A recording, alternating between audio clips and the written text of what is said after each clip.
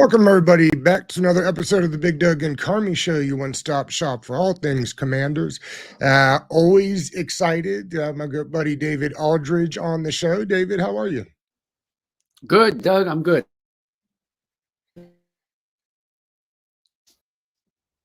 David, do we got you there? There we go. Are you Okay, back, David? friends on us for a second. Yes, I'm here. Good. David, I was going to ask you, you've been through many of these teardowns and rebuilds with the Commanders.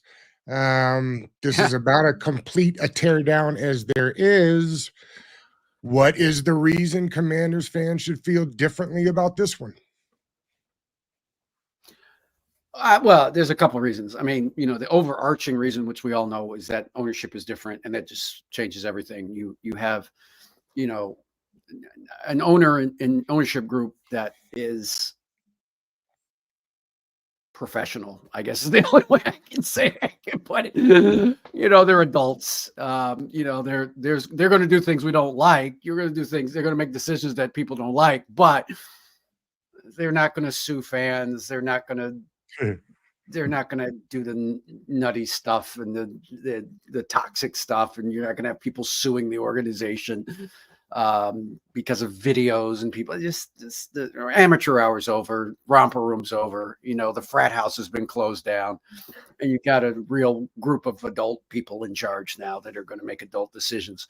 And the second thing, is that I mean, look, we won't know for a few years if Adam Peters is good at this job, but everything he's done up to this point would lead you to believe he's going to be good at this job, right? Like, yes, the track record over 20 years of being a personnel guy in this league, has been pretty good. So I would think that he's going to be pretty good at here at some level. So the drafts will be better. They won't have to overhaul half the team in one off season because the previous picks were so bad.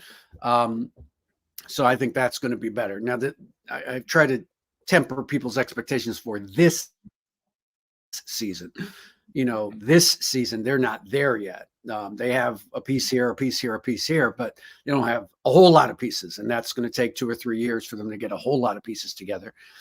But again, you'd think that if they can keep Jaden Daniels healthy, that in 2 or 3 years, Jaden Daniels is going to be an elite quarterback in the NFL. So again, the biggest things you have to do to be successful in the NFL, they are taking steps towards addressing each of those challenges.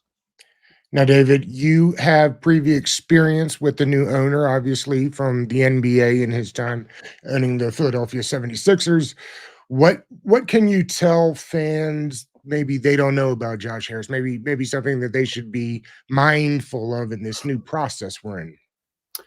Well, I mean, I think the biggest thing is that Josh Harris really does lean into analytics. He takes that very seriously. And I think you've seen the Commanders really beef up that side of the front office, and they're going to be very data driven, I think, going forward. And so if you are a fan of football numbers and advanced stats, this is your group, because they're going to really pick players based off of that stuff. So, well, not just based off of that stuff, but they're going to lean in on that stuff, right? Heavy. So, that part is, and he's he drives people hard. Like, he wants answers. He's not going to sit there and just accept mediocrity. He's going to want to know why they're doing things the way that they're doing them. I think they're going to wind up building a pretty good stadium. They're doing what everybody else does, which is look and see what the newest stadiums have and try to emulate that. So they've been at SoFi, which is kind of like, the new standard in the NFL for football stadiums. So they've been around, and they've gone over to Europe and looked at some of the soccer facilities there too. So, so I think they're going, I think he's going to do a good job. It's going to be, again, it's going to take a while. I don't think they're going to lose guys because of money, but they didn't lose guys because of money with the last owner. They lost guys because it was a toxic work environment. It was terrible. That's not going to happen anymore. I think he hired the right guy in Adam Peters again. And that, to me, is the most important thing. Did you hire a guy that can pick good football players? And I think that he got that part right. Yeah, so David, you kind of talked about Josh Harris and his NBA ventures and looking at stadiums, kind of revitalizing a team. I'm just kind of curious. You have so much knowledge. Where Mhm. does Washington fit in regard to like the pantheon of like sports cities, and what does it need to do to re-energize the city? Because I'm a DC sports fan. We're seeing the Nats rebuilding. The Capitals are kind of like Right. the Capitals are kind of on their last legs with Ovechkin. We are recalibrating here in DC. What does it Sure. take to get the city kind of pumping again and get like the blood flowing here in DC? What would it take? Well, these things come in troughs, right? I mean, they come in Mhm. waves, I should say. That's more accurate. They come in waves, so you go up and down. So 2018, 2019, Mhm. you had the Caps win the Stanley Cup. You had the Mystics win the WNBA championship. You had the Nationals win the World Series. That is as good as a run as you're going to have in a 2-year stretch, Absolutely. right? You won Absolutely. championships here, multiple championships here in big time team sports.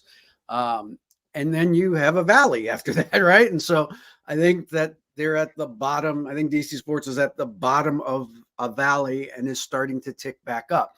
Like I said, with the Commanders, it's not going to be this year, but I think by 2026, I would think they have a chance to be pretty good. I think if you look at the Nats, they're not there yet, but obviously the pieces are coming into place. You can see it. You can see Abrams and Wood and Cruz. You can see it. It's coming, right? Like you can see it. They don't have the pitching quite yet. They're going to have to spend some money this winter to add a couple of veterans.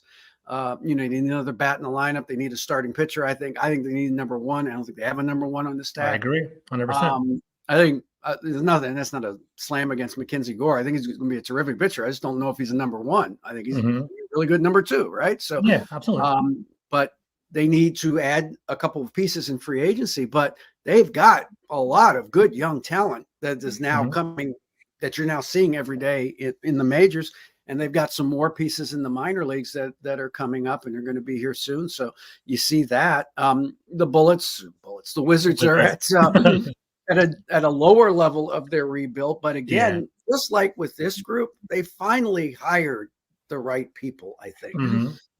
I think Michael Winger and Dawkins are really, really smart people. And they're not going to skip steps. They're going to put in the infrastructure that's needed. They're going to agitate for the things like a new practice facility that has to be built. If you're going to compete with the other teams in the league for free agents and make this a destination, which it should be. It's a top 10 market. Washington should be a destination for NBA free agents, and it hasn't been for 40 years. And there's a reason it hasn't been for 40 years, because they've never done the things that other championship teams do to attract free agents. Well, now it's ironic, right? It's ironic. The Commanders and the Wizards both do the same thing. It's so crazy. Yeah, and now they're starting to do it. Now it's the NBA is different. You need a star. You need a superstar. You need multiple superstars, right? You got to have them. You can't win without them. They don't have a superstar on the roster. So, you have to hope that the lottery gods are shining on them this time. Well, not in June of next year, because you have a historically good draft coming, and you don't want to be picking sixth. Exactly right. You want to be picking one or two like they were this year. So if they're picking one or two, they're going to get a foundational player, like a superstar caliber, superstar potential player. Gotcha. And then they have to do it again in 2026. So they're further back, but at least they're going in the right direction. Now the Caps are kind of in this weird kind of limbo because they can't really do anything until Ovechkin breaks Gretzky's record. That's exactly. And by the way, I have no problem with that. Okay, I really don't have a problem with that. I understand. He's an icon, Hall of Famer, statue outside of Capital One. He's going to be the best player in the history of your franchise. That's it. Nobody's going to be better than Alex Ovechkin in the history of your franchise. You have to do right by him. Right. And he wants to break, he is determined to break Gretzky's record. He's going to keep playing until he breaks Gretzky's record. And that if that's the case, he has to do it for the Washington Capitals. You can't let him do it for the New York Rangers or for the Boston Bruins. He has to do it for the Washington Capitals. It would be malpractice to let him do it for somebody else. Right. So I get it. And I think they've actually, trust me, I'm not no hockey expert, but it seems to me that they're doing things that are making them as competitive as they can be while they're keeping things afloat, surrounding him with talent to get to the record. Enough talent where you can be credible and it's not embarrassing, and you can fight for a playoff spot. So I get it, but and the kid Ryan Leonard, I think they drafted a couple years ago, and he's supposed to be a really kind of big time prospect, and he's playing for Boston College now. So I think he's a year away, but okay, I see it. I get it. Like, that's fine. I don't mind that. And the Mystics are in the same boat as the Wizards are, basically. Like, they have, I know they want to make the playoffs this year, but really they shouldn't. I mean, it will be better for them if they didn't, because you have a chance to get Paige Beckers in the draft next exactly year. Right. 100%. Who can turn your thing around quickly? You know what I'm saying? Like, you can start. Get her right. Back in business, right? So exactly right. So we'll see what happens there. David George mentioned in there this word they keep using for the Commanders. We talked about a bunch of rebuilds there. Commanders insist on calling this a recalibration. It feels and it feels like it hurts them to use recalibration, right? Like, doesn't that set the expectation wrong? Can't we take them to task more by being recalibrating rather than just saying what it is? We're starting over with a new head coach, a new offensive coordinator, a new GM, a new quarterback.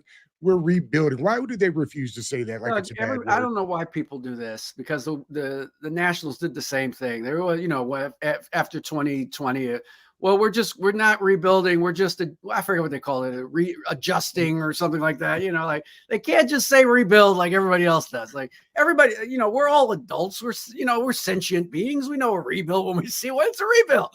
We're rebuilding. It's okay. People can make the decisions about what they want to do with their money. So I agree with you, Doug. Just call it a rebuild. Everybody knows what this is. You got rid of half of the team that was here last year, the 4-13 team. So we understand that. And most people, I think most realistic fans understand that it's very difficult to do what the Texans did last year, which is kind of make this incredible leap to first place and win the division. So I mean, again, I think there's a fine line. I think you can be competitive and not good. That's okay. I think most fans accept, if they see what you're doing, they understand you're not going to win every week while you're rebuilding the team, right? The thing were they competitive and good in week one, David? That's a great question. Competitive honestly, and bad, whatever. No, I can't. I mean, look, they got their butts beat. Like, that was not. It wasn't like, hey, it was a one possession game with 6 minutes to go. And they were driving and they threw a pick, or they fumbled the ball. Wasn't that? It got dominated pretty much throughout that game. Were there individual moments where they did some good things? Yeah. But over the course of 60 minutes, they got beat pretty handily. I mean, Mayfield missed 2 wide open guys for walk-in touchdowns on the first 2 drives of the game. Should have been 14-0, not 6-0. He just missed them. So no, I mean, they didn't play well. I mean, there's no sense. What Quinn says, tell the truth Monday. I mean, yeah, you tell the truth. They got dominated. They got dominated. How did you find the rookie quarterback to look in his first action? Like a rookie quarterback. Yes. Yeah. You know what I mean? Like, there's no shade, like that's how most rookie quarterbacks look, right? Like, they're a little skittish, little quick to leave the pocket. You can't run 14, 16 times. You just can't. It's not tenable. You can't. You're going to get hurt. It's just inevitable. You're going to get hurt, and you can't have that. So he's got to learn to kind of reset the pocket, and that will come with time, I think.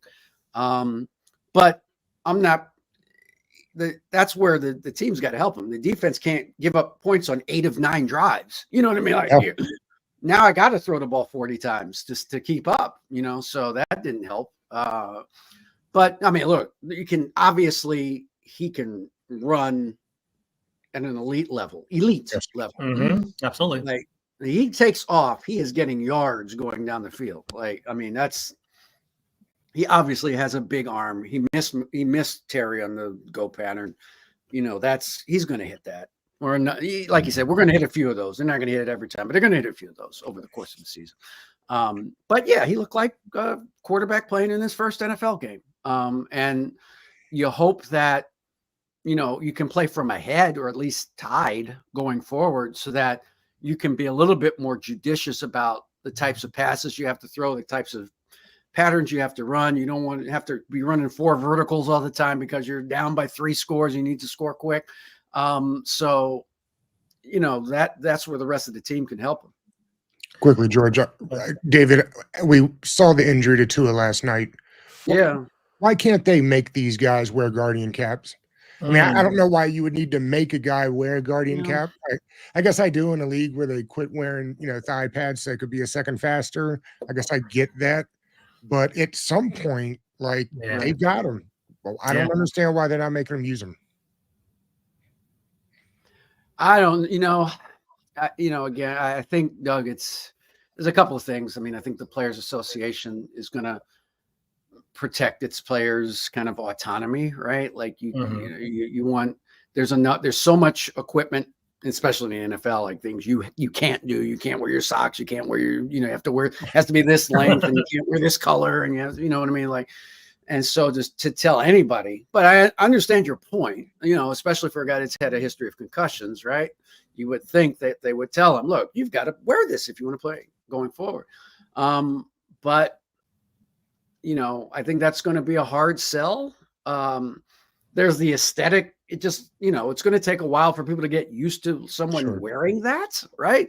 Remember when Kelso used to wear the big helmet and everybody was like, that's weird looking. Why is he, but I mean, that shouldn't matter. I mean, the most important thing is the player safety. So, I don't know. I don't know if you can make a guy do something like that. Like, you know what I mean? Like it's a contact sport. The tackle was not like devastating.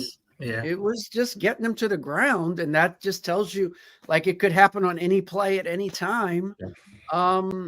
So I don't know. I mean, I would want to talk to the people in the Players Association to see what they think about it. But I would think just kind of my 30,000 foot view is that it would be difficult to force players to wear equipment they don't want to wear. So we talked about Jaden Daniels, potentially he ran a fair amount last week. From my perspective, he was the most talented player on that side of the ball. And I feel like he's kind of putting the game on his shoulders and trying to be creative. That kind of had me thinking about Adam Peters and the whole offseason. Do you think Adam Peters did enough this offseason to surround Jaden Daniels with talent? Or do you think this is part of the rebuild? And I guess, is this going to be an ongoing occurrence where Jaden has to put a lot on his shoulders week to week? What are your thoughts on that? Well, first of all, you can't fix a football team in one off season. If you could do that, then everybody would do it. Right? It'd be easy. Exactly right? Right. You can't fix the whole. Look, they were 4-13 last year. Okay, they were bad. They were not a good football team. It's going to take a while to fix this thing, right? So you can't fix everything. There were a couple of guys. There were a couple of veterans they could have signed in free agency. There were a couple of guys they could have drafted in the second round, especially. They chose to go in a different direction. I don't think the tackles were awful Sunday, right? Like they they rotated the three of them. Lucas played some, and Wiley was okay. He wasn't great. I don't think it was awful though. And so they rotated the three of them. I don't think they weren't. It's not like guys were getting killed on the edge, right? Like they were running some stunt in the end, and the tackle was looping around and was getting to the quarterback. I think they blitzed some, as you would expect Todd to do, and they got home on some blitzes. But I thought the line was okay. Like that wasn't really the problem. The problem was what about offensive talent? Yeah, I was gonna say that's what I was going, David. Didn't get open. Like they weren't open. Should they have been more aggressive to get? They've been more aggressive to get another wide receiver to complement Terry? Or what do you think? Yeah, about now that is that's the position where I thought, all right, well, especially after they traded Dotson, like usually go, okay, they're going to do this because they have something else in mind. Now, I'm not saying they should have traded for Ayuk. That's too many picks. You can't give up draft picks when you're in a rebuild situation. I get it. And you got to pay them, right? So I understand it doesn't make sense. But I thought they would have something in mind in terms of bolstering the receiver room. And we'll see. Noah Brown put up numbers in different places in Dallas and Houston over the years. So he's put up some numbers. So, and I think he'll play a lot going forward. But yeah, I mean, they're not there yet. I think they know that. I think their first thing, and this is where there's synergy between the coaching staff and the front office and the personnel guys. I think when you bring in a defensive head coach, he's going to say, I want defensive players, right? Like, I got to give you the quarterback at 2, but after that, I got to fix this other side of the ball, right? So you draft Newton and Sainstrill and those guys, and you bring them in. I think next year, if they're going to be I think they'll be in the top 10 for the draft. I suspect they'll go O-line, I would think, fairly high in the draft next year. But yeah, I mean, it's the process. It's not going to happen. Doesn't happen in one draft or one season. David Forbes was a full participant yesterday. Today, he's having thumb surgery that may or may not put him on the IR. This feels it feels awful coincidental. Yeah. It's, it's not looking good. Now, that doesn't mean, look, it's early still. He could turn around and have a really great career, and I hope he does. But this is not going in the direction that you wanted to go in, especially coming off the game Sunday where he just wasn't very good again. You wish the best for him. I think part of it is, I think this is in his head now. I mean, I don't think there's any question. He's just not playing with a whole lot of confidence. And so he's got my sports basketball. I know a guy's got to see the ball go in the basket at some point. You know what I mean? Like, he keeps shooting and missing. I got to see the ball go in the basket to feel good about myself. I think Emmanuel Forbes has got to pick a pass off. Like, he's got to get an interception to feel like, oh yeah, that's right. I do that. Right. So he's got to have that moment. And that's where I like the defensive line actually played pretty well. They just couldn't put Baker Mayfield on the ground for some reason. Like, they were there like 6 times and he got away 6 times. It was crazy. They did, I thought, a decent job. So whenever Forbes comes back, I don't think this is going to end the season. I think he'll be back at some point this season, right? He's got to have a good game. He's got to have a game where he has a couple of pass breakups and a tackle for loss and pick something off, and that will maybe get him out of his head and remind him that he's a good football player, which he is. He is a good football player. All right, David. The folks in New York feel like this is a get-right game for them. The folks in DC feel this is a get-right game for them. What's the keys to winning on Sunday, and what do you like for the score? Well, it would be helpful to Washington if they don't make Daniel Jones look into Joe Montana again. Like, that would be good. That'd be a start. I mean, for some reason, every time they play this guy, he morphs into Joe Montana. And then when he plays everybody else, he's Daniel Jones again. So without Barkley, good point. I say this, I've been saying this for 4 years now. I mean, like, well, all they have to do is stop Barkley and they'll be fine. And sometimes they stop Barkley and sometimes they don't. It doesn't seem to matter. They never seem to be very productive offensively against the Giants defense. And it's always 16-12 or something like that in the fourth quarter.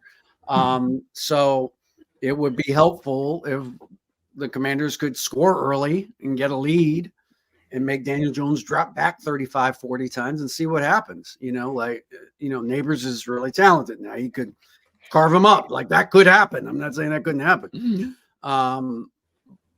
But you'd like to think if Washington gets ahead for once by more than one score, that they should be able to dictate the terms of the game going forward. So to me, it's get ahead early. Don't, for God's sake, don't let Daniel Jones go, break contain and go down the sideline for 40 yards like he seems to do every game against you. Put him on the ground. Like, Mayfield's shifty and elusive and strong. And I know Daniel Jones has some of those qualities too, but he doesn't have them against anybody else. Put him on the ground a few times and see what happens after that. All right. What do you like for the final score on Sunday? I'm gonna say Washington in a not convincing, like, 24-20 win, something like that. Just because they're at home. I think they will get a little, I think the fans will be there. There'll be Giants fans there. There always are. But I mean, I think there will be a lot of Commanders fans there. And this group, unlike the last few years, I think they will make plays that will get and keep the crowd in the game, like a big hit or, a big sack or something like that. That will kind of energize the fan base a little bit. Real quickly before we get out of here, just because it popped in my mind, were you Sure. surprised to see Daryl Green on Instagram telling folk to leave Redskins behind and get with the Commanders now? First of all, did you see that? And second of all, if you hadn't, does that surprise you now? I hadn't seen that. No, it doesn't surprise me. I think, Harris mentioned this when he had his presser before the last preseason game. He just said, "Look, we can't go back to that name. Like we Yeah. just can't." Like, and I think that the people they're reaching. They're trying very hard to outreach to some of the alums, and I think Daryl's probably among that group. I would imagine. And so, they want. Look, I don't think they ever expect people to like embrace Commanders. Like that's just probably never going to happen, right? Like it just doesn't. It's not a great name. Like it just isn't. But I think what they want is just stop being hostile to it. I think that's what they're looking for. Right. Yeah.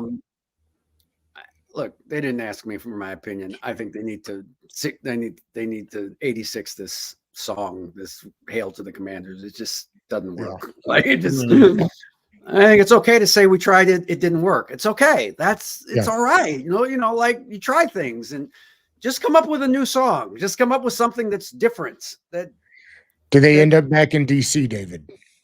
Well, good question. Don't know the answer to that. I do think it's down to DC and Maryland. I do think that. I don't think anybody wants to do business with Virginia after the Wizards debacle with the Monumental Sports debacle, right? So that's kind of so yeah, I mean, look, I think the easiest thing for them to do, and they may do the hard thing. I'm not saying they won't.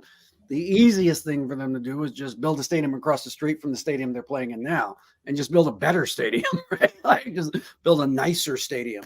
Do you have a preference, David? One way or the other? Well, I want it in the district, of course, like everybody else. Absolutely. I want it on the RFK side, like everybody else. But you have competing constituencies, right? You start, and I think people have to understand this. There's a neighborhood there. You can't just draw an 80,000 seat stadium in the middle of a neighborhood without the neighborhood feeling a certain way about it. Like you have to deal. What is it what could you live with, neighbors, if we built an 80,000 seat stadium here? What do you need, right? Do you need a mixed use facility for local people to be able to use during the week and during the year? And do you need restaurants here and we hire everybody in the neighborhood to work at those restaurants and to build the restaurants? What do you need, right? And so I think that it has to be like you have to deal with the community, I think. So you have that. You have this congressional stuff that's always an issue. Always messy. It's always annoying because everybody ignores taxation without representation when it comes to the 600,000 citizens of the District of Columbia, of which I am one. So that's another issue. Guess, this is my guess. I don't know that I'm not saying I'm right. I think it would cost a lot more to build it at that site, because you just have so many more things that you would have to do to build a stadium there, right? But if you got all of those things addressed, it remains the quintessential perfect site for the football team. It's on a metro line. It's on a major highway that has been renovated. And from what I understand, they want to take 295. The mayor has talked about taking 295 and moving it underground. Like if you've been to Boston, you know about the Big Dig, right? So that's what they want to do with 295, which sort of makes sense, right? Now that is really expensive, right? Like it's going to take a lot of time and a lot of money, but it makes sense, right? That would make sense, and that would open some things up and make things a little easier. So you could do it. It's just a matter of, can you get everybody that has to say yes? And that's a lot of people. A lot of people. David, thank you, buddy. You're the best. We always appreciate it when you stop by. Oh, thank you guys. I always enjoyed doing the show. Anytime you want to have me on, if we can work it out, I'll be here. Thank you, buddy. I appreciate you. Have a good weekend. Thanks, All right, David. you too.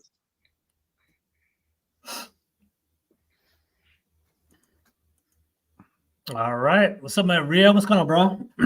This is George Carmy checking in on a Friday. Exactly right. 100%. What's going on? How y'all? I'm doing all right on a Friday, man. I'm ready I'm ready to get to this game. I need us to shake back and get the stench of week 1 out of our system, man.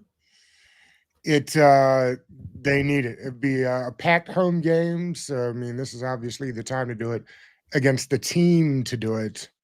It looks like maybe Malik Neighbors will play. I'm excited to watch Malik play. I was hoping maybe he wouldn't play this game. But that dude's a beast. To me, he was the best receiver in the class. We need that smoke. We definitely need that smoke, and I'm excited to see Neighbors play as well. It had to be precautionary, but he's a dog. He's going to be out there on Sundays. I hope Daniel Jones makes his life hard, though. All right, let's see, George. Do you have us pulled up here? Yeah, let's pull it up real quickly over here. So, Rio, are you a gambler, by the way? Just curious by any chance. You ever be sportsman? A little bit here and there. I definitely dabble, especially, I got to preach to the masses a little bit because I got to bet U.S. sponsor through the season. So I definitely dabble in a little bit here and there. Perfect. Let's take a look real quick, man. Let's pull it up real quick. When you bet, you typically real quick for those new to the channel watching on these Fridays after we're done with Inside the Command Center. We'll check that out with David Aldridge just before this. Every Friday, Rio will be joining us. We'll be looking through the NFL slate, picking games, and then eventually put together a parlay that we hope will make all of our pockets fatter. Let's get it. Absolutely. Let's load it up real quick. So I was telling Doug, Rio, last week I put some money on the Eagles game. I forget who they played the opening weekend. Was it the Packers? I guess the Packers. Eagles, Packers. I won $1,300 off that game, dude. But I hit a parlay. So let's hopefully we can all eat together and make it happen. George didn't put us onto the parlay, did he? Exactly. He hit big, man. I'm a famous low risk but high odds better. Throw like 5 or 10, stack up a parlay like 14, 15 legs and hitting it. Whenever I hit, it's one of those. Put a little $2 on there or watch it go. Hell yeah. I'm with you. There you go. Why did I say I logged out? I got it. All right, cool. Here we go. Let's pull it up real quick. I don't know why it's taking forever to load up over here. See how it goes. Interesting that the line moved from 3 to 1.5 on this Commanders Giants game. Pretty much a pick 'em. It's pretty much a pick 'em at this point. Like it was a pick 'em before because they give you 3 points just for being at home. So basically, it's kind of 1.5 points to the bad guys. Someone realized Daniel Jones' career record versus Washington and said, "Oh, forget about all of the new that's going on there. He owns this team." There's a lot of old stuff like Dan Quinn's record, Brian Daboll's record. Something's got to give in this game at some point, right? Yep. And you know who owns Washington even more than Daniel Jones is Dexter Lawrence. Oh, yeah. When we did film reviews last year, it just looked like a dude playing against high school kids. It was crazy. Thibodeau as well. Thibodeau used to take Charles Leno's lunch money on a regular basis. Pretty much all of his sack production in his career comes from Kayvon Thibodeau. Poor Charles. That's so funny. He's out there living his best life now. So, Rio, while I'm getting this set up real quick, what do you think's changed since the last season? Like, obviously, every single year we have a get-right game between the Giants. We're supposed to get that W there, but Daniel Jones always kind of stands out, or Thibodeau has a great game against, Charles Leno or something like that. What's changing this year? What's giving you optimism? First of all, the guy behind center gives me optimism on Sunday. I don't expect to see 1,000 sacks and turnovers. And like that New York game we played in their stadium last year, it was hard to watch. It was so bad. Both teams. It was awful on both sides. There was no offense for the majority of the game. But the quarterback, for one, is going to be a significant upgrade. I need Terry involved this week. I need Jaden to find him. I need us to get him involved early. I need it because Tay Banks be talking crazy. Devontae Banks be talking crazy about the Commanders, and he thinks Terry is real chump, and I need Terry to go off this weekend. We also have a lot of new pieces, so we can't hold this current roster. That's true. our record against Daniel Jones, because most of these guys playing on Sunday have nothing to do with that record. 100%. George, what we look like here? Yeah, so give me 1 second. For one reason or another, like we had Underdog, or we had FanDuel ready to go before it started, but now it's down. So I'm pulling up Underdog really quickly to kind of buy. We can talk about this first. So we'll kind of work our way backwards with that. So let's pull some things up real quick. Hold on. Let's look at the Commanders game to kind of start it off real quickly.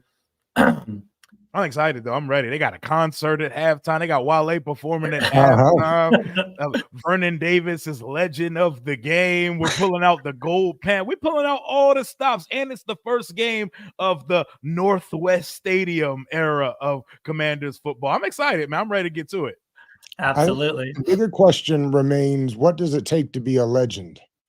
I love Vernon Davis, but love him too. I think he's a legend in the league, but a legend here is a little. But I mean, I'll take Vernon Davis legend status over handing guys Lettermans like Josh Morgan, and that's not disrespect, but I think Vernon Davis, his criteria is a little bit more there than some of these guys that we see walking around being touted as legends.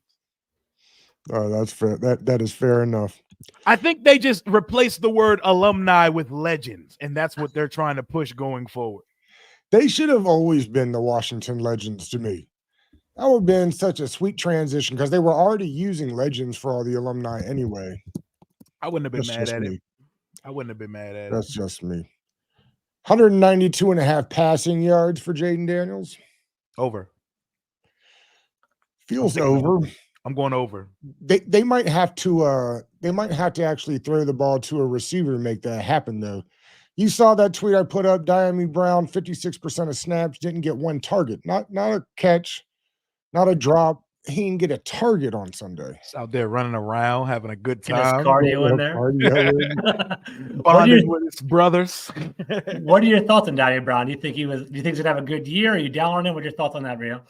Diami Brown is like the supernatural for me. Like, I believe it when I see it. Like, I'm not going to go and try to provoke it, but I will believe it exists when I see it with my own two eyes. I watched the documentary, 59 minutes. Shout out to Diami and Jack Gillen for putting out a very nice off-season workout documentary. Now show up on Sunday. The team keeps showing us these practice clips of Diami catching deep balls.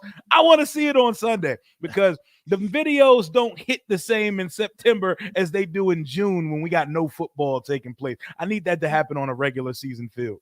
Absolutely. And just fellas, for like little content purposes, we have Underdog here. Whenever you guys are ready, we can do pick'ems on BetMGM and kind of pick some of the games that way to break down the spreads. So we have that. All right, well, let's start here. Over 192.5 for Jaden Daniels passing. What you think, Joy? I got the over. Yeah, I think I got the over too. Like, I think one thing with the Giants is that basically their secondary isn't as good. I mean, they are just as many questions with the secondary over there in New York that we have in DC. And I think Jaden Daniels has the potential to blow up. And we saw last week, there were plays where Terry McLaurin was open. There was a deep shot where he just was a little bit over and he overthrew him a tiny bit. There's another play that Mark Bullock broke down on our film breakdown last week where he scrambled, and there was like a scramble drill with Terry McLaurin was wide open as well. I think Jaden Daniels is close. I think the Buccaneers defense is a lot better than the Giants. It's more exotic than the Giants as well. I think the Giants are going to try to man us up one-on-one and try to, our guy versus your guy. And I think Jaden Daniels is finally going to eat. So I'm excited about that. I think it goes over. I like the over. I've locked it in on mine. I'm playing along here on my phone. Let's see. Will Jaden Daniels throw an interception this week? It's possible. It's bound to happen at some point. Not everybody can be CJ Stroud as a rookie and go, 7-8 weeks without an interception. It's bound to happen, even if it's in fluke fashion. I think it's possible he throws a pick Sunday, but I got him playing a good game. Mm-hmm. I'll give him a pick just to be not just a homer. All right. I'm gonna lock in the pick. That's a higher percent too. Over under 10 rushing attempts this week for Jaden. Does rushing attempts also count scrambles, right? It does. Yes. It does. Yes. Give me the over. I want to say too. under. I want to say yes. He's gonna utilize his legs. It's a superpower, really. Give me the over. I'll take the over too. And I just don't think he can help it. Like I I don't think think so either. I think he sees open green and says, "I'll take that." And I'm Rio, do you have a problem with that? With him running too much? What are your I thoughts on think that? we made a lot about the number 16 Mhm. because RG3 never ran more than 13 times. The real number is actually 14 because he took a knee. He took a knee, and one of those plays counted as a rushing attempt that wasn't a rushing attempt. Yeah. So the real number is 14. But as long as he's getting out of bounds and out of harm's way, I don't care how many times he runs the ball because it's something we have to utilize. I would prefer him to win with his arm first in his head, but he's a playmaker. You can't tell a playmaker to stop being a playmaker. Lamar Jackson does not win 2 MVPs if he doesn't use his God-given ability. But I would obviously prefer the running backs to do the majority of the running and Jaden to win with his right arm. I would love a 300-yard passing day. But if it's 300 yards combined because he's also killing it with his legs, as long as it's happening in a safe fashion, I'm with it. I'm not afraid. I want it. Over under 29.5 rushing yards for Daniel Jones. I'd say over. I say over. It's just because of history, right? The hard part is we've seen it with our own eyes. Like it's a whole new team. It's a whole new franchise. And I've seen that Bama run a 60-yard touchdown on us before. Vanilla Vic, man. Vanilla Vic, whenever he plays us. 29 is a low number. I think he goes over on that. I don't think he's I think Dan Quinn, well, for one, Dan Quinn knows how to shut down Daniel Jones. That's one exciting thing about this matchup. I think him and the Cowboys regime against Daniel Jones in New York, they're 6-0. The Dallas Cowboys were with Dan Quinn as a defensive coordinator, so I think they'll shut him down. But 29.5 is kind of low, and I've seen it with my own eyes. It's kind of like PTSD at this point. I think it's going to happen. So I'm going over it. I don't know about you. Oh, Doug, what you got? Well, I'm actually trying to decide whether I like the over on 29.5 running or the under on 30.5 passing attempts. I think I'm going to take the under for rushing yards just because I'm trying to speak it into existence. I need us to not let his legs give us nightmares anymore. So give me the under for Daniel Jones rushing yard. I need us to get to that boy and tackle him. And then Doug, on top of that, he's definitely going under 30 pass attempts. I don't think he's going to throw. I think it's going to be an ugly game. I think it's going to be Devin Singletary running the ball a lot. Daniel Jones going to get sacked. It's going to be a sloppy, low-scoring game. Throwing the ball 30 times is kind of high, in my opinion. I don't really see that from him. I could be wrong. The number seems high, 30.5. That does seem kind of high. Commanders would have to be putting a lot of points up on the board for him to get to 30.5, I think. Let's see. Malik Neighbors. There's 2 interesting ones here. One is, does he score a touchdown, rushing or receiving? And the other one I think is kind of tasty. 5.5 receptions. Like it feels like 5 is a gimme for Malik Neighbors. 5 sounds like the perfect 6 number, but give me over for Malik Neighbors. They're going to target him all day long. Because what else do they got? Yeah, over on the receptions, right? Yeah, Vegas is so good about that kind of stuff. And they know the numbers. They do all the research. I think he's going to get over them. I think he's going to score a touchdown too. I think it's going to be an LSU game. Jaden Daniels going to blow up. He's going to be running, creating some plays. I think Malik Neighbors is going to be their only offensive weapon on the other side. They're going to force feed him a lot. It's going to be a fun game to watch. We'll pull it out though. So I'm gonna take the over on receptions, and I'm gonna take Malik Neighbors touchdown. I can see Neighbors with like 6 catches, 87 yards, and a touchdown. So yeah, exactly. I can see it as well. All right, let's see here. Here's another interesting number. I can see why, but the over under on receptions for Terry McLaurin is 4. Give it over this week. We feeding Terry this week. We're gonna get to him because if Jaden hit him the few times he streaked open on Sunday, we would have seen 4+ catches and over 100 yards for Terry. So I think they're gonna work. I think that connection, they did a little fine tuning. I think they went to the film and said, okay, we had some opportunities to make some things happen. That pressure was getting to me, so I didn't pull the trigger. I think we get it done. Over. You prefer over 4 receptions or 52.5 receiving yards? Both of them. Both of them. Give me both of them because we got something to prove this week. Deonte Banks talking crazy in year 2.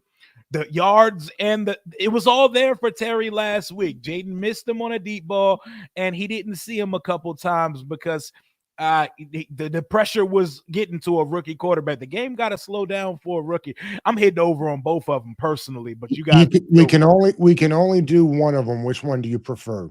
The one I feel more confident in is I think he goes over 52 yards. Okay. I definitely think him going over 52 yards. What about y'all? What do y'all think? Yeah, for Terry, I think so. 52 yards, 100%. I think he has to. Like, I think the one thing that kind of killed me, Rio, and I was looking at the stat, and I'm kind of curious about this.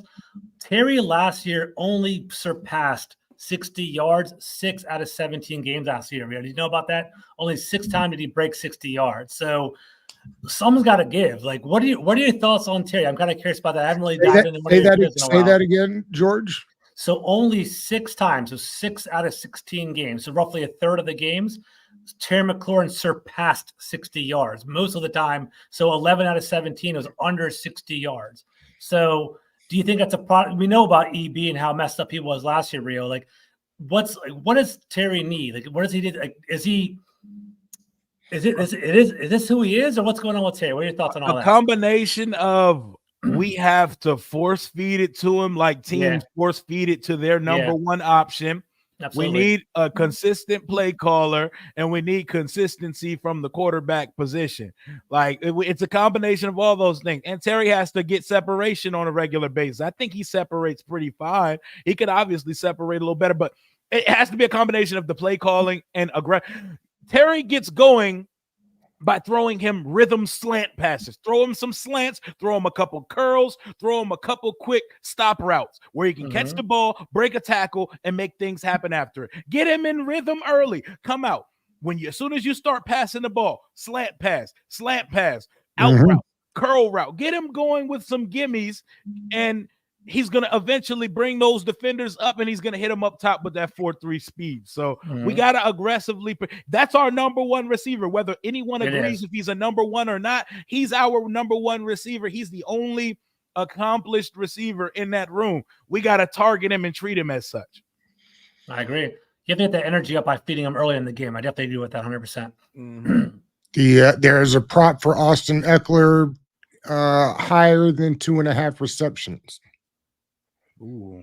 3 receptions for Austin Eckler feels 100%. like free money, right? You smashed that, dude. Smashed 100%. Over. 100%. Got that one. Let's see. One of the best pass catching backs of all time, right there. What do you think? I'm looking at this right now on the screen. I don't know if you guys see. It's a juicy one right here. Devin Singletary, anytime touchdown score. Jaden Daniels, anytime touchdown score. Brian Robinson, Malik Neighbors, $10 for $250. I mean, that's a pretty worthy bet, I think, right? The Singletary one scares me a little bit. I know our run defense ain't the greatest, but Devin Singletary, I hope I don't eat these words. Devin Singletary puts no fear in my hearts to get me in. I agree with you. I don't see it. I'm not fearful of him at all.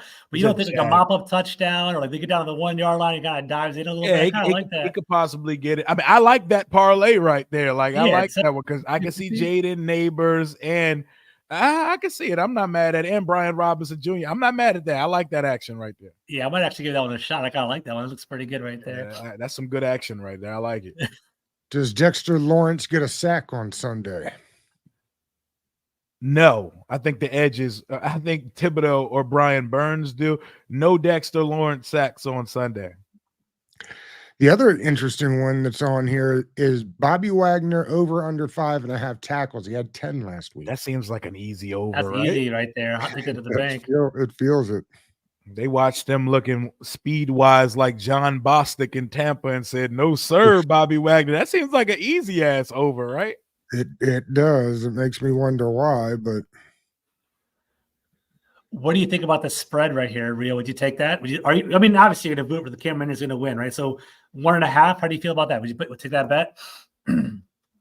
I mean, yeah, I think we're gonna win the game. We're gonna win the game, but I think we're gonna win. Oh no, but I have us winning by 1 though. So I had us winning 20-19. I had us going 20-19. So that would not have us covering. But that's funny. I think it's possible. Man, we better win this game. The Giants are really bad at football. We don't know what we are yet, but we know the Giants are a bad football team. Absolutely. They're supposed to be. What are some do you have some of the spreads for the other games pulled up? Yeah, let me find that really George? quickly. I can find that. Yep. Let me go back real quick. Let me go back to the NFL. I don't know why I was acting up before, but now it's all good. Let's go back to the main game. So here are some of the spreads over here. So Cowboys -6.5 over the Saints. We got the Lions 7.5 over the Buccaneers. That's actually an interesting one because the Buccaneers been, for whatever we want to say, they whooped their ass last week, right? So the Lions are 7.5-point favorites over the Bucs. Are you taking that? What do you guys think about that game? Ooh, that's spicy. I like that one. I like that. Spicy. I don't know. I think I might take that one. You hit the Buccaneers kind of closing on that? I think they definitely can. I think it's gonna be a good game. That's a playoff rematch from last year's divisional round. I can see it. I can see it. They went at it. It was an 8-point game, I believe, in the divisional round. And the Bucs are probably going to be better than most people think this year. I think it's very possible they cover that. Yeah, I was going to ask you: are the Bucs better than we thought, or is Washington not as talented as we thought, or maybe they're still coming together? What are your thoughts on that? I think we might have criminally undervalued this Bucs team because what they have on their side also is continuity. These guys have played together. They have a new offensive coordinator in Liam Cohen, but it's nothing when you have a bunch of guys who've already went to war together. This team won a Super Bowl 4 years ago, and they have so much continuity throughout that roster. They got like 10 of 11 starters back on defense, most of their starters back on offense, and Baker found a forever home there in Tampa Bay.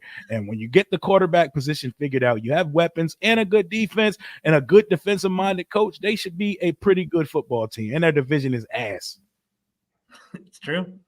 It's interesting though that division got better the other day. If that's first of all, get you an offensive coordinator out of the Shanahan system. Do that first and don't ask questions. Easy. The Saints we were talking about in our preview show, Rio, you were with us about how the quarterback and the head coach were going to be gone halfway through the season. If the offensive coordinator continues having them putting up these kind of numbers, that division gets interesting. Very. Mm-hmm.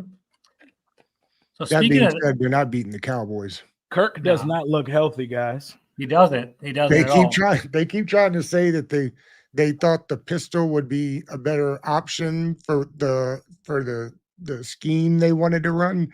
And I thought to myself, no, we might be seeing Michael Penix Jr. season earlier than we all anticipated because his movement, Kirk is not a mover. He's a statue for the most part, but he has a little bit of movement to his game. He can extend.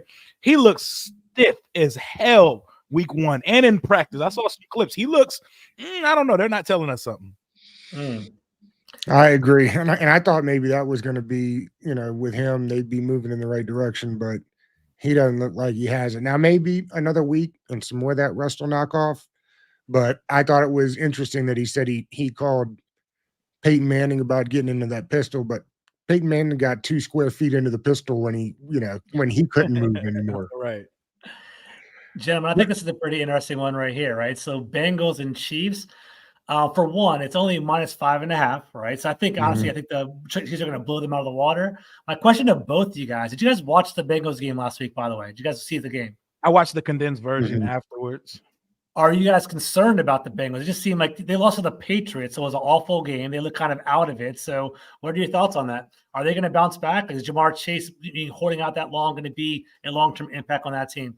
It feels like they do this every September. The September Cincinnati Bengals, they always look bad. They look sluggish. And according to their fan base, they look soft. If you take it to them physically, if you're a physical football team, you'll punch them right in the mouth. They don't punch back. They are all style, no substance in Cincinnati. And Burrow is also coming back from an injury. And is he all the way back? Because Joe Burrow, there was a lot of throws he made last week. And I was like, that is not the Joe Burrow I know. That is not the Joe Burrow I know. He looked really bad in week 1. I know T. Higgins didn't play. I know Jamar Chase is probably not giving it his all until he gets a contract extension. But we got to see. I hope we're not the fixer-uppers and the get right for them next week on Monday Night Football, but the September Cincinnati Bengals are here to stay for another year. They don't look good right now. No, and it sounds like T. Higgins isn't going to play again this week. They need both. This is like the Dallas conundrum. I don't know why they haven't paid him Jamar Chase yet. He's the best receiver in football. I don't understand what the holdup is. You drafted him instead of Penny Sewell, particularly for Joe Burrow, and to not pay him now just seems ridiculous. And the market's already set. You've seen all the other receivers That's it. get their Like, it's not bag supposed to already. be difficult, right? You know what you're working with. Are we talking about a Cincinnati Bengals team that is willing to lose T. Higgins and Jamar Chase in the long run? Right. For what? Hey, George, will you slide up to that Chargers game? Sure, we'll do it. Joe Alt was phenomenal week 1. He's a beast. That guy looks like one of those pencil him in for a gold jacket one day. Absolutely. Stallworth, you never have to think about left tackle again type guys, man. You got to love Jim Harbaugh because Jim Harbaugh just Jim Harbaugh's too. I mean, you got Trevor Lawrence back there, and again, I think they ran it at like something like 65% on Sunday. Herbert. Herbert. The million, the well-paid quarterback, and you just love how John Harbaugh's like, I don't care, we're still going to be running the rock. This, I asked you to scroll up because this 4.5 seems low to me. I didn't catch it. Go ahead. Yeah, Panthers are ass. That's a fact. I was going to say I didn't watch the Chargers game, so I don't have much to kind of go on. But the Panthers are by far the worst team in football. I thought they looked horrible. They were down 30-0 in the second quarter. Like they just look like a JV team right now. So. And Harbaugh teams are only going to get better. Did you guys watch the game? I didn't see the Charger game last week. I'm with Rio. I watched most of the condensed game. Yep, I'd seen a lot of the Panthers game on Red Zone. The Panthers stink, but the Chargers, they're pounding the rock. They're saying, Herbert, you don't have to put on a cape anymore. We're going to give you some help. I see your young boy, Lad McConkey, got in the end zone his first week. I like it. I like what they're doing. They're playing that Jim Harbaugh style, that pound the rock and only make our quarterback make decisions when he needs to and not making it a prerequisite of the offense for him to go out and be Superman every week. I like the Chargers, man. I like what they're doing. Yeah, and 3.5 for the Seahawks to New England. Maybe it's the half, maybe you buy down the extra half, but that feels like a low number between those two. It's in New England, right? Yeah. Yes, it is. Yep. Mm-hmm. I said New England. I mean, it's early in the season, and there's always a couple September frauds out there, and there's always a couple bad teams that come out playing better than expected. They do have a veteran quarterback. Jacoby Brissett does not have a propensity to turn the ball over too much. They may make it interesting there. So that's one of those dangerous games. That's what I said. If you could pay off to half a point and get it to 3, probably loving that line a whole lot. Speaking of 3. Yeah. Interesting. No Jordan Love, right? I mean, I would have thought the Colts, even on the road, would be. I mean, what is this? The Malik Willis game? I mean they just listed Jordan Love as questionable. He's not even ruled out for Sunday. Right. Man. They're praying. That's that line seems silly. I think the Colts feel like an easy one in this game. Yeah, if it's Malik Willis playing, absolutely, man. Anthony Richardson, he flashed a lot in week 1. He did. I'm not a huge fan, but he impressed me a little bit. Not just with the big throw. Well, obviously, we know about the big throw. He's got to do the little stuff right, though, because he'll hit the 70-yarder, but he'll miss the out route or he'll miss the slant. Absolutely. 100%. Were you ever a Malik Willis guy, Rio? Yeah, I sure was. I liked him coming out. I think we all were fairly big Malik Willis guys. A lot of people liked him, actually, for sure. When you're starving for a quarterback, you tell yourself all kind of lies. You sell yourself dreams every year because you want a primary fixture to the position. So, yes, I would. I even had his quarterback coach, Sean McAvoy, on my show talk about Malik Willis possibly coming to Washington. So, yes, I was high on that guy. The Malik Willis Commanders jersey edits were immaculate that year. It's fantastic. I had a few of my thumbnails. I know, that's right. Yeah. Do you guys want to build parlay before we wrap it up, or what do you guys think about that? I saved the one we did on Underdog. If you want to do one on here, that works. Cool. What else? What direction do you guys want to go? Team? Money? We can go money line. We go a bunch of money line. We can stack some money lines. All right, let's do it. All right, let's go. All right, so let's do that real quick. So that's what we're doing right now. The money line is just we're not just straight win. Spread here. Oh, so spread. Or we can do a bunch of wonders. How do you find money line? It's all the way over here. Where do you find in the middle. It's the one in the middle. Oh, it's the one in the middle. Got you. Okay, let's do it. Or we can go spread or money line. It don't matter to me, but money line spicy. We can pick the over-unders. Some of those over-unders are tasty too. All right, whatever you want. Doug, pick one. Pick anyone you want. I like that I like that Colts game. Yeah, Colts game right here. So you picking the Colts? Do you want money line? No, I'll take the spread on that. Okay, Spread. cool. All right, so we're just going to do a bunch of spreads on it. Yeah, it's got like 5 of them. Let's roll with it. I think the Chargers are definitely going to cover. Okay. Yep, I like that one. I like that too. I think the 40. Well, never mind. 49ers by 5.5. They don't have McCaffrey. We'll kind of come back at that one. It's not an easy one. We'll see. No, and that Vikings defense actually looked pretty good the other Yes, day. it did. Oh, It was good, against dude. Daniel Jones, but yeah, it looked good. I get that.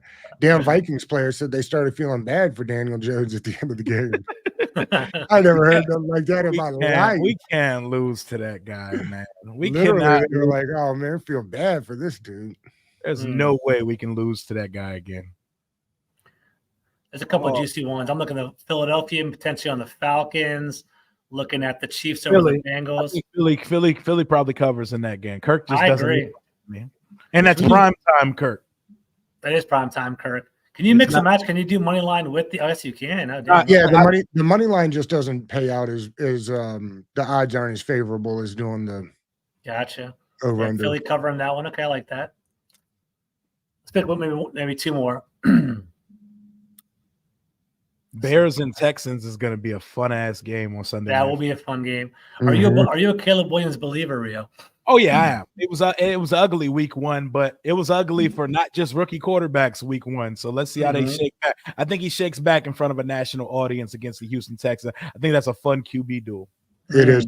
It'll be interesting to see whether Rome Odunze plays in that game or what's his name that they got from the Chargers. Sounds like maybe Keenan Allen. Right, maybe he also can't go, which would be interesting. That would be very interesting. You're gonna have it's Caleb and DJ Moore and DeAndre Swift show. That's what 6.5 points. Yeah, 6.5. The over under on that one might be better. What is that? 45.5. That's 45.5. Not bad actually. I think they're gonna score some points in that game. I do too. I think both teams are gonna score. Yeah, the over on that might be nice. Let's do it. And then what's the over under on the Commanders game? It's a low, I think. Was it like 43? I think 42.5 last time I looked. 43.5. It moved a little bit. 43.5. Interesting. Yeah, I got it at 2019. So you want to say it might go under on that, but on the same note, Washington's offense. I'm not saying our offense is great, but we had 20 points last week. We missed 2 field goals, could have been 26. Missed a touchdown. I think our offense. Guys, I think this year our offense is better than our defense. I mean, I think it's what for the year, right? We're bound to break out at some point. Yeah, but can the Giants get you their portion of the points? So over on this defense, unless we show some significant improvements, it's possible. Over. So we're looking at what like a 23 to a 21, a 24 to 21 game, 23 to 20 get you this. Not 23 to 20 doesn't get you there. Yeah. 24, 21, something like that. 24-20 gets you there. That's like the lowest combination of. Just go for it, George. We'll be risky and take the over on this. Yeah, why not? Let's give it a whirl. Okay. That's it. And then we'll do one more. We have 5. I mean, should we? I like 7. Let's do 2 more. Should we be doing the Commanders at 1.5? I mean, if you think the Commanders going to win, then if we're going 7, I'm going to probably lower the wager, but it's also going to increase the odds as well. So I don't really care. So we can do that if you want. It doesn't matter. Want to do it? All right, screw it. Yep. 6-leg parlay. All right, let's see how this. If we're betting $10, we're getting $433. All right, let's see what else we got. I like it. I like it. Want to do one more mess around? All right, let's see. What games y'all like? What games y'all like on here? That's next week. I think I'm moving on next week. I'm going to go up a little bit. All right. Who do the Jets play this week? It's at the Tennessee very Titans. right there. 3.5. The Jets are going to win that game. The Jets are going to win that game. I just don't know how much is it going to win by. Jets money line. I would say take the Jets money line there. Want to do that? Yeah, I don't know how much it moves up. I moved you up a good little bit. It did a lot, actually. I see the difference. Jets Dude, money if we do spread, it's $819. If we do money line, it's $659. I think money line's the way to go on that one. Okay. Money line jumps that shit up a little bit. It jumps the odds up. Yeah, it does. All right, so we got Washington Commanders over 43.5. Commanders actually winning. The Colts covering the spread. The Chargers covering the spread. The Eagles. This is the one that's kind of like Eagles by 6.5. Like, are the Eagles going to whoop the Falcons' ass? Are we thinking that, or what are the thoughts on that? That's a touchdown. And should we just go Eagles money line instead of the spread, or what? I'm fine with that. Yeah, I think so too. Let's try that out real Eagles quick. money line. I do think 7's a big number to get to. At the same time, I could see them beating them by 7 pretty easily. Yeah, I can see it winning by like 10 points. Yeah, I can see that for sure. Where is it? It's up. It's down here a little bit. I think you missed it. That's funny. There we go. Money line. What did y'all say the Patriots play again this week? The Patriots play. They're a decent team, I thought. Who was it? They played the Seahawks. Y'all got Seahawks money line in that one.